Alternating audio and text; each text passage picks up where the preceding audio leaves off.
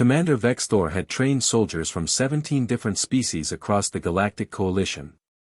He had molded warriors from the crystalline Quarians, who could process combat data faster than any computer.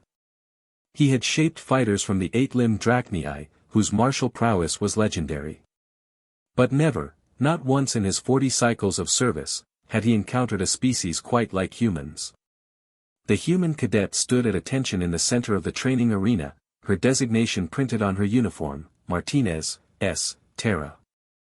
She was young by human standards, barely into her second decade, with dark hair pulled back in what they called a ponytail, and eyes that seemed too calm for a species so new to the galactic stage.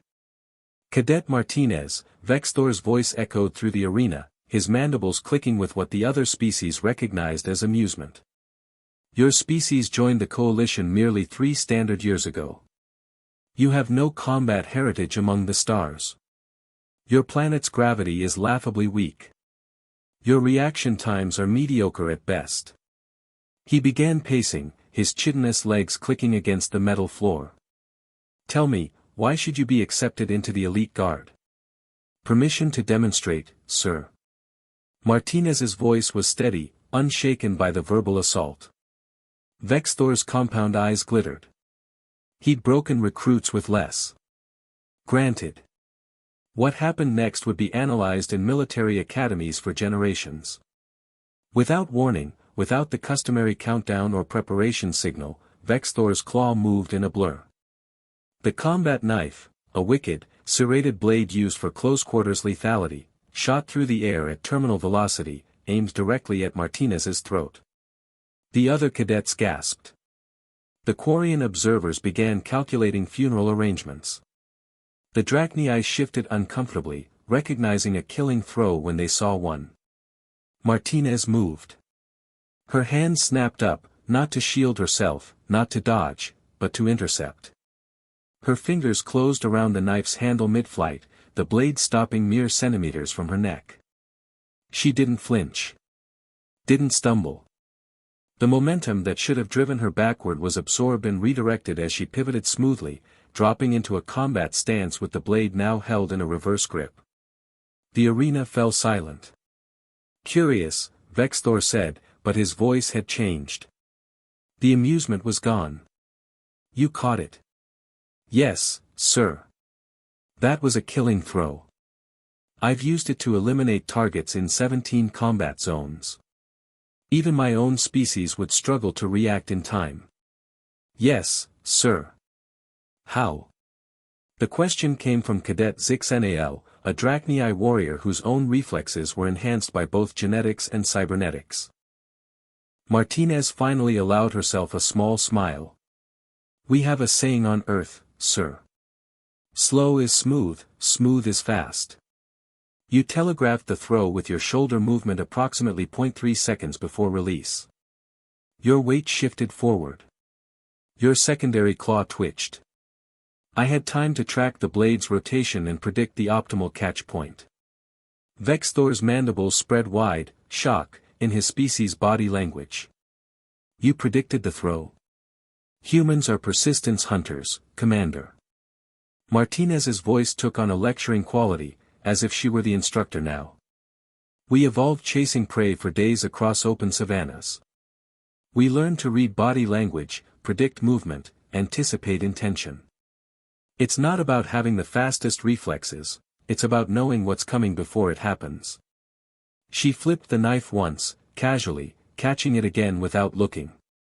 On Earth, we have athletes who hit small balls traveling over 160 kilometers per hour with wooden bats. We have warriors who've trained for thousands of years in the art of predicting and countering attacks. We have children who play games requiring split-second timing and pattern recognition. What you see as mediocre reaction time, we compensate for with prediction, pattern recognition, and, she grinned, stubbornness. The commander's communication implant activated.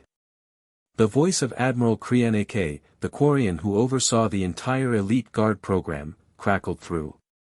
Commander Vextor, I've been observing. Run Protocol Epsilon 7. Vextor's eyes widened. Protocol Epsilon 7 was reserved for candidates showing unprecedented aptitude. It involved multiple opponents, live ammunition, and zero safety protocols. Casualties were expected. Admiral, she's only been in training for. Now, Commander. Vexthor turned to Martinez, who still held his knife with casual confidence. Cadet, you will face 5 opponents simultaneously. They will be armed. They will be attempting to incapacitate you. This is not a drill. Do you understand? Yes, sir. You may be injured. Possibly killed. Martinez's smile widened, and for the first time, Vexthor saw something that made his combat-hardened instincts scream a warning. It was the smile of a predator, the expression of a species that had clawed its way to the top of Earth's food chain not through strength or speed, but through relentless, calculating determination. Sir, Martinez said, twirling the knife one more time, humans didn't get to the stars by playing it safe. Send your 5. The 5 combatants entered the arena, elite warriors, each from a different species, each a veteran of countless battles. They moved to surround Martinez, weapons drawn. Cadet 6NAL leaned toward his neighbor. She's dead. 8 minutes later, all 5 opponents were on the ground, disarmed and immobilized with non-lethal holds. Martinez stood in the center, breathing hard but still standing, still alert. She had used Vexthor's knife to cut through tactical armor straps, disable weapon systems, and, most impressively, pin one opponent's sleeve to the wall during a throw that defied 3 laws of physics. She hadn't drawn a single drop of blood. Admiral Krianeke's voice filled the arena. Commander Vexthor, update the training protocols. If one human can do this after 3 years of exposure to galactic combat doctrine, we need to prepare for what an entire division of them will be capable of. Vexthor approached Martinez, who snapped to attention and offered his knife back, handle first. Keep it, Cadet, he said quietly. Something tells me you'll have earned it before training is complete. As Martinez clipped the blade to her belt, Vexthor realized what terrified him most: she wasn't special among her kind. She was average. Back on Earth, there were billions more just like her.